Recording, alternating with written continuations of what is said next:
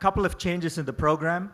Mr. Rana Kapoor had to unfortunately cancel, and also the minister is running a little late. I guess he's caught in Bangalore traffic. So we're going to switch out a little bit, and we're going to hear from Shiv Khera, who is an author, an entrepreneur, an educator. So let's roll with Shiv. After speaker, he inspires and informs people, helping them to realize their true potential. He has taken his dynamic personal messages to opposite sides of the globe, from the US to Singapore. His 30 years of understanding and experience has helped people on the path of personal growth and fulfillment. He has been recognized by the Round Table Foundation, honored by Lions International and Rotary International. Mr. Shiv Khera's client list includes, among others, Lufthansa, Motorola, Nestle, Philips, Gillette, Hewlett-Packard, Carrier, IBM, Ericsson, General Motors, Johnson & Johnson, HSBC, and many more. He has appeared on numerous radio and television shows. Mr. Shiv Khera is also the author of the international bestseller book, You Can Win, which has sold over 2 million copies in 16 languages. His other books are on their way to creating new records. Tens of thousands have benefited from his dynamic workshops in 17 countries, and over 1 million people have heard him as a keynote speaker. His trademark is, winners don't do different things. They do things differently. The programs are based on two premises. One, we don't have business problems, we have people problems. And when we take care of our people problems, most of our business problems are automatically resolved. And two, whenever a person says, I cannot do this, they're really saying two things. One, either I don't know how to do it or I don't want to do it. Now, if they're saying, I don't know how to do it, that's a technical training education issue. But if they're saying, I don't want to do it, they're really saying two things. One, either I don't care to do it, that's an attitude issue, or I feel strongly enough not to do it, that's a values issue. And these are the two issues that we address, and we find a greater percentage of problems in most organizations across the world fall into these two categories. Folks, and we've asked this one question to most decision makers: if there was one thing you'd like to see changed that would make your organization more productive, what would it be? And guess what they came back with? One word: attitude. If our people had a better attitude, we'd have a better teamwork, quality and bottom line would go up. Think about it, folks. How come under the same set of circumstances, some people break records? Could you switch off the video, please? Could you turn all the lights on, please? Could you turn all the lights on, please? This side here. All right, folks. This is NASSCOM, and talking of turbulent times, folks, my topic is winners don't do different things, they do things. All right. Folks, how many believe that people are our greatest assets? Please raise your hand. Not true at all. Folks, people are not assets. Only good people are assets. The rest are all liabilities. Are you with me? Only good people are assets. Rest are all liabilities. And folks, goodness anywhere in the world always needs to be cultivated. Evil happens. Just like if we want to have a good garden, we must consciously plant good seeds of good flowers and good fruits. But you find weeds keep coming automatically. Evil happens. Goodness must be cultivated. Are you with me, folks? Yeah, goodness must be cultivated. And after the farmer plants good seeds, he has to fight. He has to fight. You know why? Because insects and weeds are ready to come and destroy his garden. Yes, no. They're all ready to come and destroy, so he has to fight and destroy them. Because if he does not destroy them, they will destroy his garden. This is nature's law. Folks, just like in our body, we have white cells. What is the role of the white cells? They constantly keep looking for infection and they keep destroying them, otherwise they will destroy us. Are you with me? This is nature. This is how things work. Folks, I'm going to deviate a little bit from my topic here. How many have heard me in the past so far? How many have heard me? Okay, just checking. I'm just checking how many people have heard. Okay. Well, I just want to make sure you laugh at the same jokes, that's all. Okay. Now, let me just deviate a little bit. Folks, I wrote an article recently, which I sent to New York Times for publication, and they quickly sent me back, and they said, please cut it short, so I'm cutting it short now.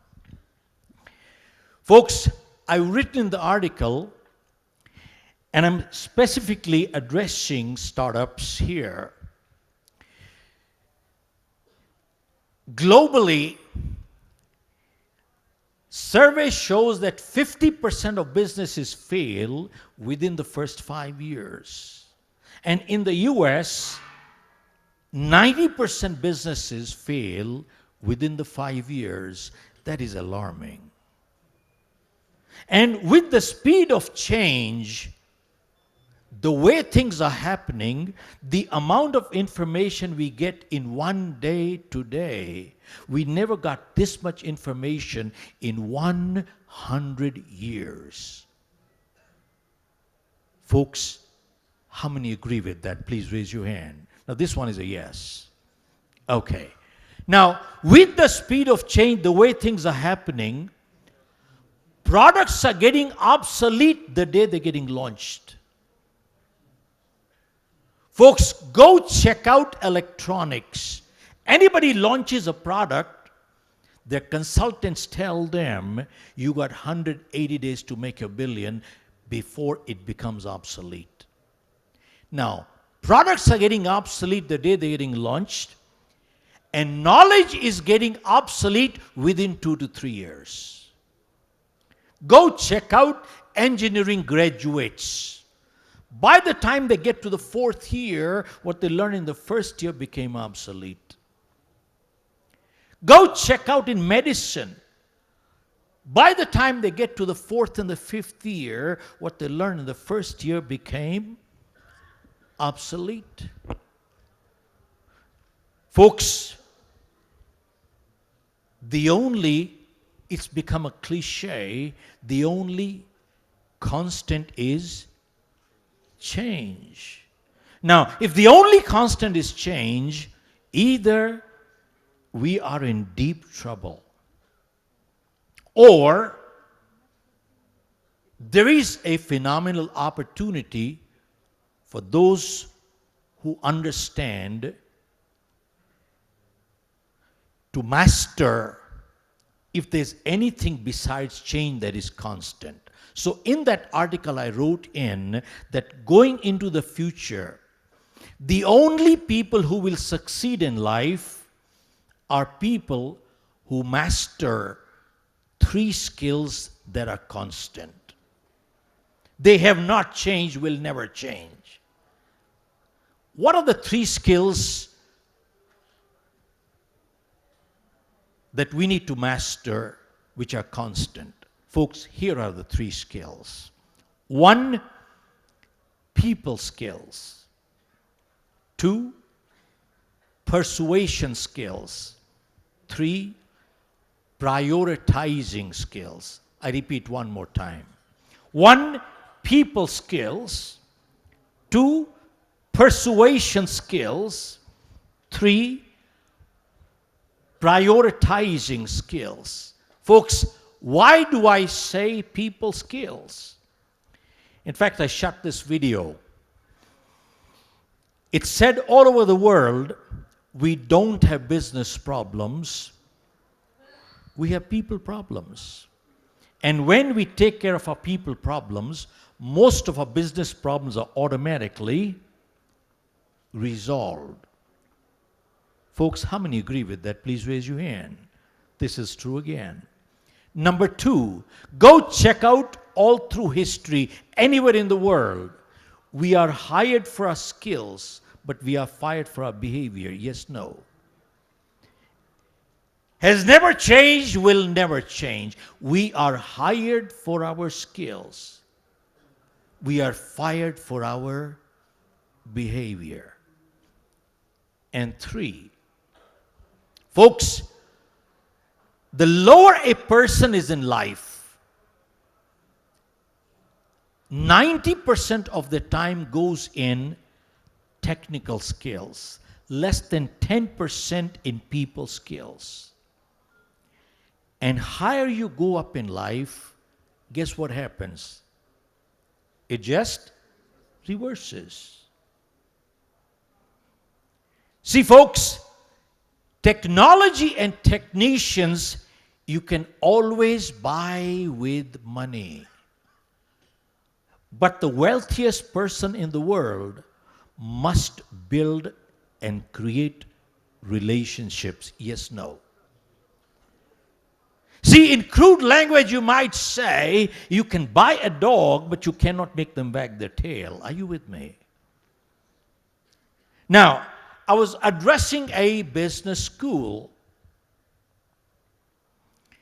and there were about 500 MBA students there.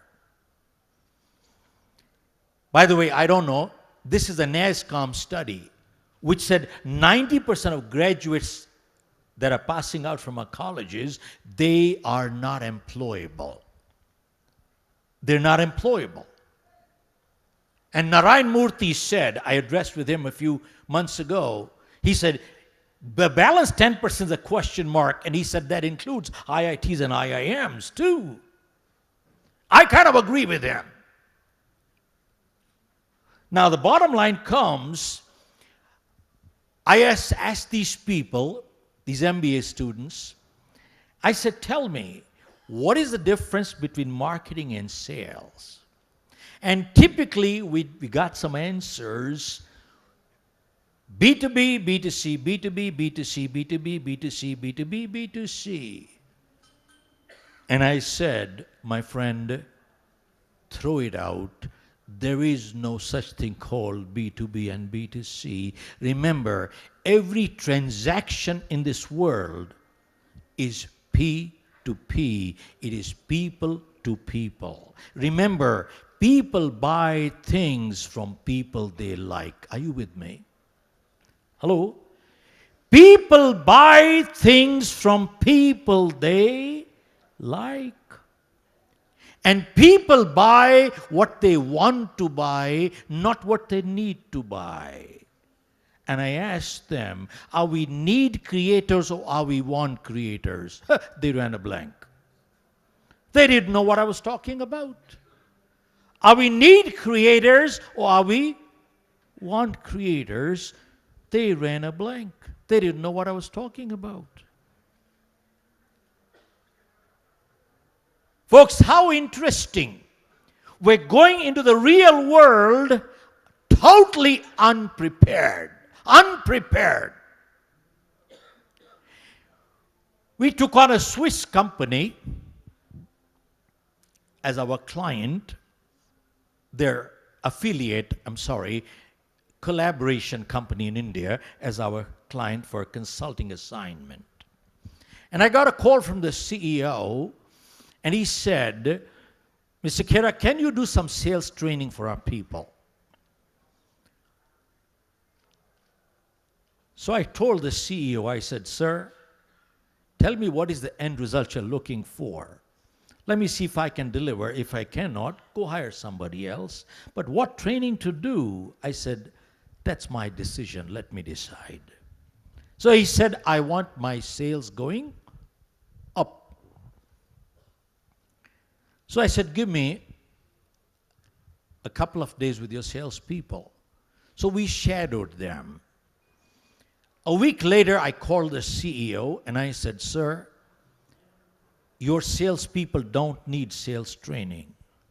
I said they need basic training in courtesy, etiquette, manners, integrity. He said, what? I said they need basic training in courtesy, etiquette, manners, integrity. He said, what does that mean? I said, here is what it means. I said, many of your salespeople are running late. They have appointments and they are running late. And they don't even have the courtesy to call and say, I'm sorry, I'm running late. And time to call is when? Before you got late or after you got late? When? Okay. And then they walk in late and they don't even have the courtesy to say, I'm sorry, I apologize, I kept you waiting. And then, in case they call, what do they say on the phone? I'm stuck in traffic. Now, don't get me wrong, traffic has become a real issue all over the world. But many times they leave only 5 minutes before the appointment and they blame it on traffic. They don't have the guts and integrity to say, I'm sorry, I did start late. I apologize. They don't have the guts to tell the truth. And you find only the first lie is difficult. Hello, are you with me? Second becomes easier. Third becomes easier. Fourth becomes easier. Fifth becomes easier. And very soon you are dealing with a chronic liar who is a rascal. Are you with me, folks? And tell me, if this is your starting point, tell me how long will it last? Hello? If this is the starting point, tell me how long will it last? Tell me, do we need an MBA to understand this? Do we need a PhD to understand this? You know, funny part?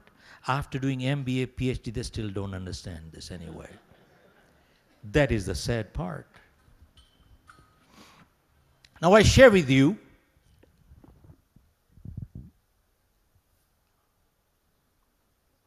Gallup did a survey in the US which said 63% of people who go to work are disengaged.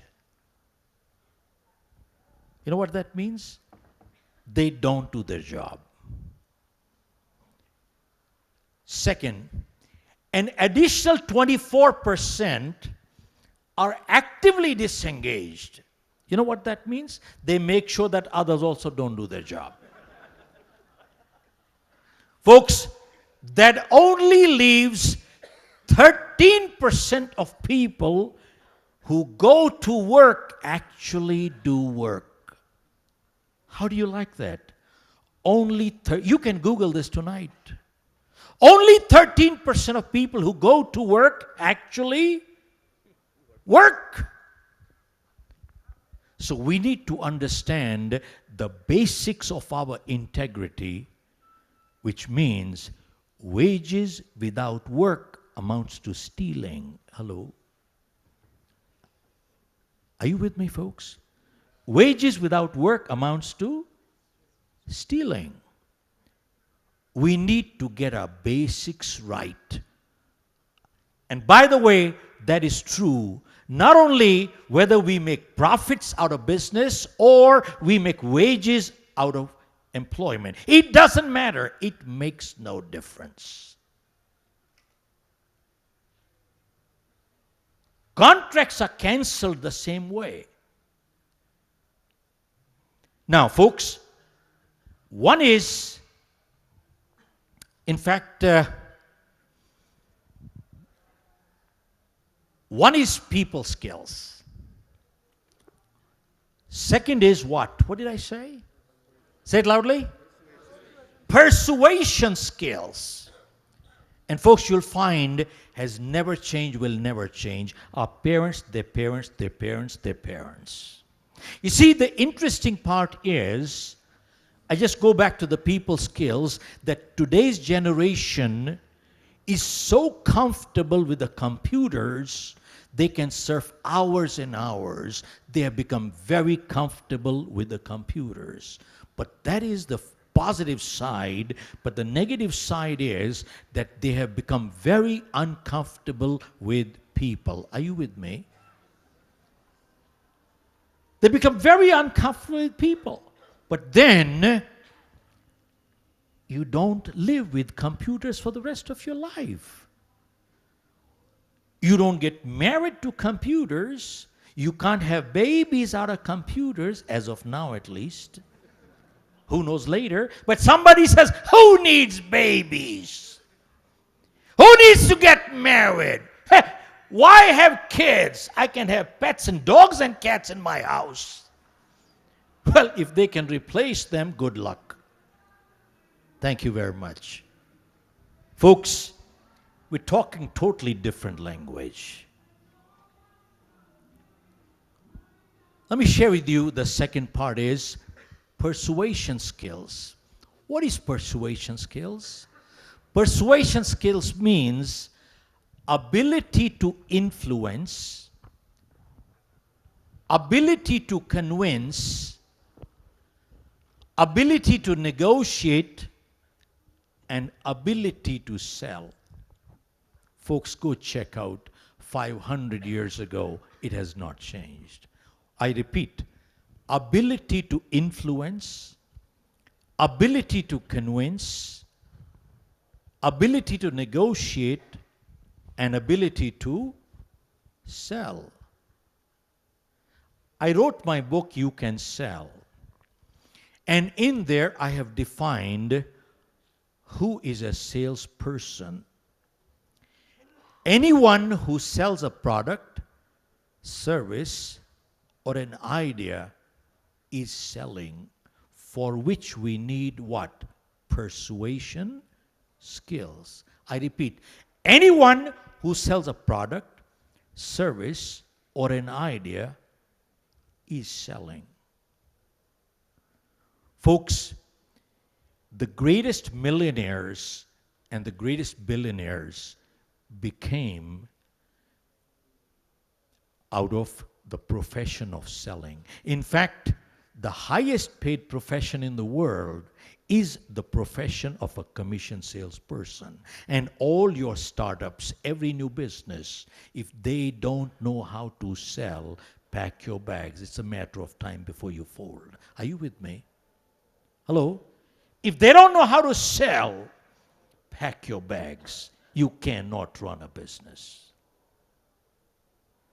See, a candidate at a job interview, what's he doing? Selling, for which they need what? Persuasion skills. A boy, girl proposing to get married, what are they doing? Persuading each other to get married.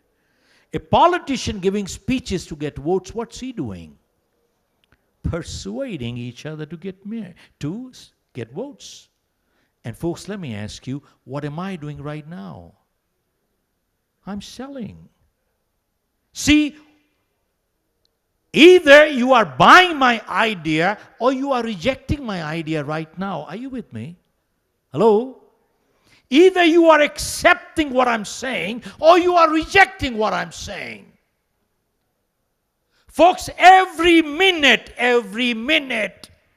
we are either selling for ourselves or we are selling against ourselves. Selling is never neutral. It is never neutral. Just like leadership, it's never neutral. Either you have good leaders or you have bad leaders. There is no neutral leader in this world. Folks, are you with me? Hello? And in this book, the subtitle on a persuasion skills is, which says, you can sell. It says, in life, results are rewarded, efforts are not rewarded. Hello? In life, results are rewarded, efforts are not rewarded. Which means what? Which means we judge ourselves by our intentions, but the world judges us by our actions. Yes, no. Yes, no? That's right. We judge ourselves by our intentions, but the world judges us by our actions. Has not changed, will never change. So why not master the things that are never going to change? People skills, 1. 2, persuasion skills. And 3, what was it? Say it loudly. Third is prioritizing skills. Folks, look at this. The amount of time-saving devices we have today, we have never had that many in history. And yet, we don't have time. Look at this. Now, you know why we don't have time? Because we messed up our priorities. Folks, and priorities are based on values. And folks, I'm not here to preach anything. When I said we messed up our priorities, I stand guilty myself. I have messed up my priorities many times in life. So I stand guilty myself here. But whenever we mess up our priorities, folks, guess what happens? We forget to distinguish between what's urgent in life and what's important in life. Now, folks, urgent may or may not be important. And important may or may not be urgent. But the caveat is, whenever we ignore what is important, it always converts into urgent. For example, exercising every day is important, but it's not urgent.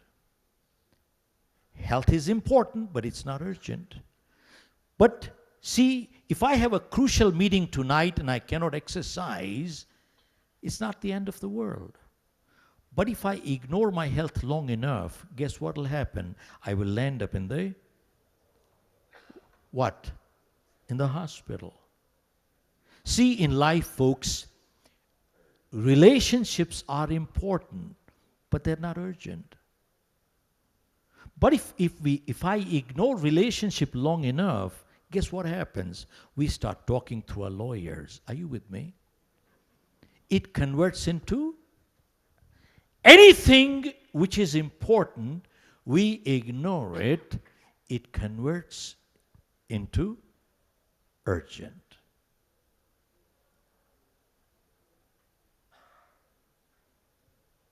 Do we need an MBA to understand this, sir? PhD? Okay. Now, folks, let me share, why do I bring this up? Folks, when we mess up our priorities, and as I said, I'm guilty myself. When we mess up our priorities, we keep complaining we don't have time. We just constantly keep complaining we just don't have time. And we keep saying time flies. Folks, if time flies, then time must be an aeroplane. Yes, no. If time flies, then time must be a aeroplane. And if we got our priorities messed up, and if time is an aeroplane, then who's the pilot? Well, somebody else is, because we got our priorities messed up, and we become the passengers in life. We are not pilots anymore. We become passengers. And supposing we are the passengers in the aircraft, and the pilot gets on the public address system and says, I have good news and I have bad news. And the good news is that the tailwinds are favoring us. We shall reach our destination 1 hour in advance. That's good news. But the bad news is that the navigation system just broke. We don't know where we are going. But then he says, don't worry. He comes from the cockpit into the cabin and says, sir, don't worry, I have a parachute for you. And take this parachute and jump. And you do jump. And guess where you land? You land in the middle of a jungle. And it is 9 o'clock at night. It is pitch dark. Now, jungle has some rules, folks. And the rules are that 10 o'clock, all the animals will come out and, sir, they will eat you up.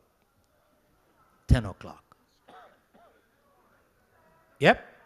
And the only way to get out of this jungle is to run south. Now, in this pitch dark, how do you know where is south? But at this point, miraculously, a salesman appears from nowhere. And he comes up to you and says, sir, I have a watch I can sell you. I can sell you a watch. It'll tell you how much time you have left before you get eaten up. So you look at the watch and you say to yourself, what good is the watch? But then he says, sir, don't worry. In my other pocket, I also have a compass. Which one would you like to buy? Now, it's a no-brainer. I'm not looking for an answer from you. It's a no-brainer. You would buy the compass, not the clock. Now, folks, what is the moral of this little story? Why would you buy the compass and not the clock? Here is the moral to the story, and the moral is, remember in life, direction is much more important than speed in life. Are you with me? In life, direction is much more important than speed. But today, the world is moving at speed. And we don't know where we are heading anyway. I'll share. Once a young lady had a baby, and she was a career woman. And lying in the hospital, all she kept thinking was, the work. I'm behind in my office. I got projects, I got meetings, I got preparation to do. I got so many things to take care of. And she was stressed out.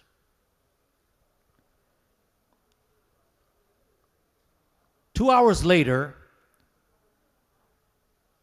her father came in, and the girl said, "Dad, I'm behind in my office. I got so many projects, I got so many meetings, I got so much prep work to do." Father looked at her and saw how tense she was. He was a very mature man. He asked her, "Honey, tell me, who brought this baby to the world? And two, at this time, what does your compass tell you? Your clock is saying you have meetings. What does your compass tell you?" Okay. She said, "Dad, I got the answer." Folks, are you with me? Hello? We need to reverse many things in life. Folks, we have this subtitle to our book, You Can Win, which says, winners don't do different things, they do things differently. And many times people ask us, what do they do differently? And folks, my answer is, winners form the habit of doing things losers don't like to do. Folks, I repeat, winners form the habit of doing things losers don't like to do. And what are the things losers don't like to do? They're exactly the same things winners also don't like to do, but they do it anyway. Folks, you notice one thing. Losers don't like to get up in the morning. Winners don't like to get up in the morning either, but they get up anyway. Are you with me? See, losers don't like to work hard.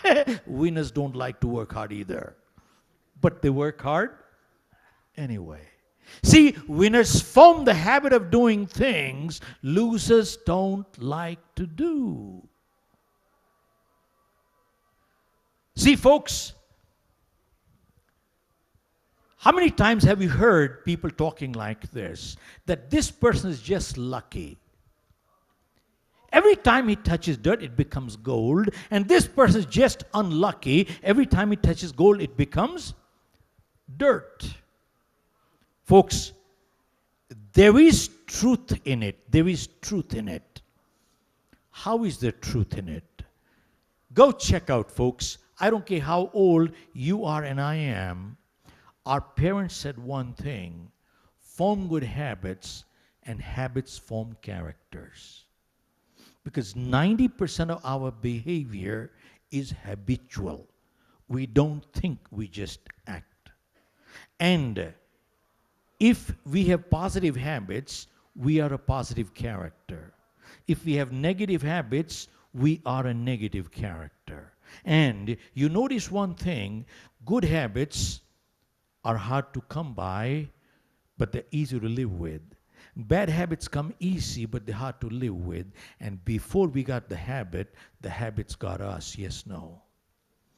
Before we got the habit has got us.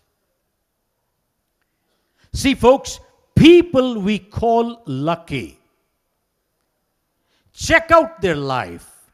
Check out every transaction in their life. You will find the positive behavior has become habitual. Every time they do it, they just do it right. It happens right. Their reflexes move right. And people you call unlucky, go check out their life, check out every transaction in their life. The negative behavior has become habitual. Every time they do it, they just do it wrong. It happens wrong. Their reflexes move wrong. Folks, you heard this phrase, practice makes perfect. How many believe it's true? Please raise your hand. Not true at all. Folks, practice does not make perfect. Practice only makes permanent whatever you practice. Only perfect practice makes perfect. Some people keep practicing their mistakes and they become perfect in making mistakes. Folks, I'm not playing on words. I'm not playing on words. Anybody did martial art here in life? How many years, sir? Okay, 12 months. You must have gotten close to green belt anyway. Yeah? Don't worry about that. It's not a martial art question anyway at this time. Now, in martial art, when you get your white belt and your yellow and your green, your purple and your brown, your black belt, 5 years later, folks, they're teaching the same stuff. You know what the same stuff is? Block, punch, block, punch, block, punch, block, punch, block, punch. 10 years later, after you got your black belt, they're still teaching block, punch, block, punch, block, punch. You know why? They want to bring the block and punch into reflexes. Because the teacher realizes that if the student is ever in a street fight, if he has to think to block and punch, guess what will happen? He'll get beaten up. A martial arts student never ever has to think to block and punch. A martial arts student never ever commits their blow till you commit. And after you commit, their reflexes move so fast, all it takes is one, it's all over. But when you join martial art, you see, when young kids join with white belt, they want to hit hard. But teacher at that time says, go slow. Go slow. Teacher says, get your form right first. Speed will come later. If your form is incorrect, your incorrect form will become permanent. And then if you hit hard, you'll fracture your own hand. Practice does not make perfect. Practice only makes permanent whatever we practice. Are you with me? Hello? Folks, why do I bring this here? Many times people say, this is a little lie. When the big one comes, I'll tell the truth. We practice enough little lies in our lives. When the big one comes, what happens? We end up telling a big lie. And many times people say, this is a little thing. When the big one comes, I'll show guts and courage. You practice cowardice enough little things in life. When the big one comes, what happens? You end up being a big coward. Folks, just take this one home. Practice does not make perfect. Practice only makes permanent whatever we. And the last item, I saw the time, I got to finish now. On prioritizing skills. Folks, I'm going to share with you one last item. And that is from my book, Living with Honor. It says it's better to be honorable than to be honored. Now, folks, when we talk of values, I must confess, I am not 24 karat pure. Hello? I must confess, I am not 24 karat pure. And I don't know of any book, Living with Honor, on George Bernard Shaw. Bernard Shaw once went to a social get-together and he saw a typical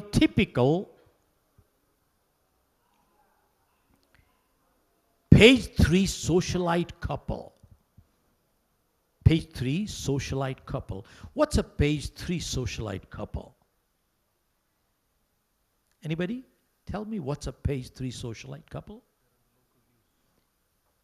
Page 3 socialite couple? They're in the local news all the time on page 3 of the paper. They're in the local news on page 3. Oh, okay. Okay, I didn't know that. Good definition. Great. I got to give him a book, my You Can Win, man. Give him a big hand. Can I have that book, You Can Win, please? Yeah. He's won the book anyway, regardless. Okay, thank you, sir. Give him a big hand one more. Thank you, sir.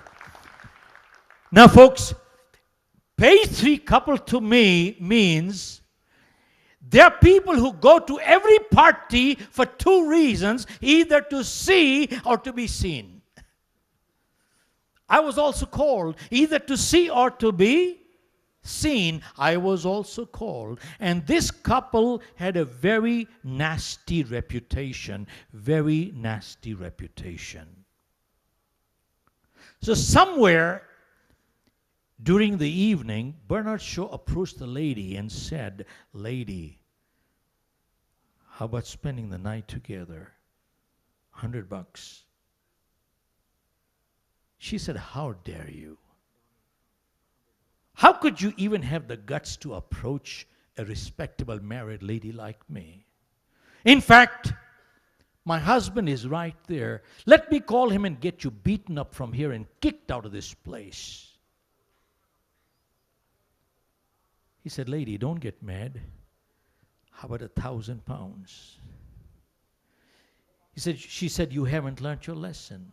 In fact, people like you don't learn lessons by words. Let me go call the host and find out how could he have invited vulgar people like you to insult respectable people like me, and let me get you kicked out of this place."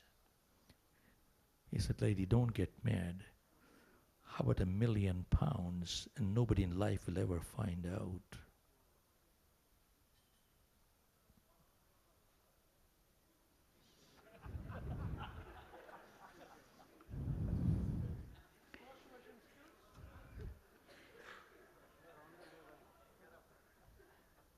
She said, "Are you sure?"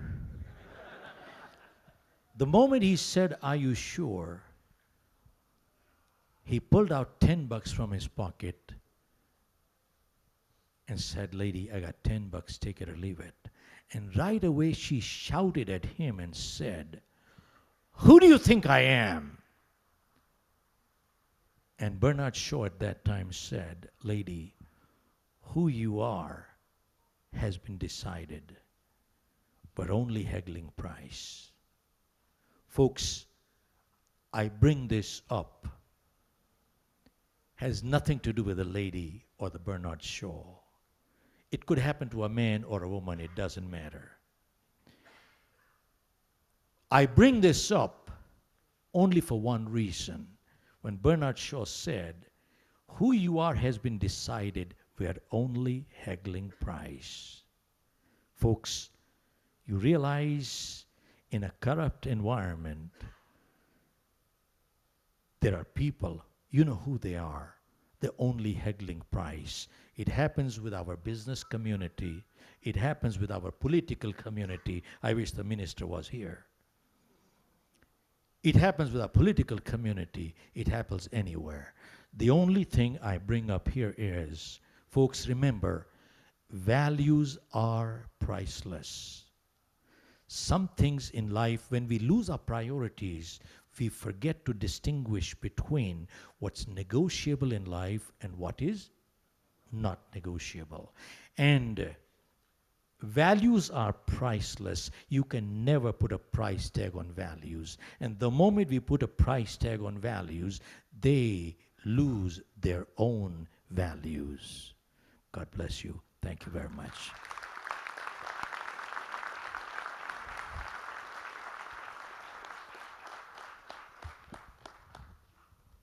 Little gift for you. Okay, sir. Thank you very much. Thank you, Shiv. Great presentation. I think we learned a lot, especially about practice. And having said that, we're going to just take a stretch break for a minute or two till we start the awards ceremony this evening.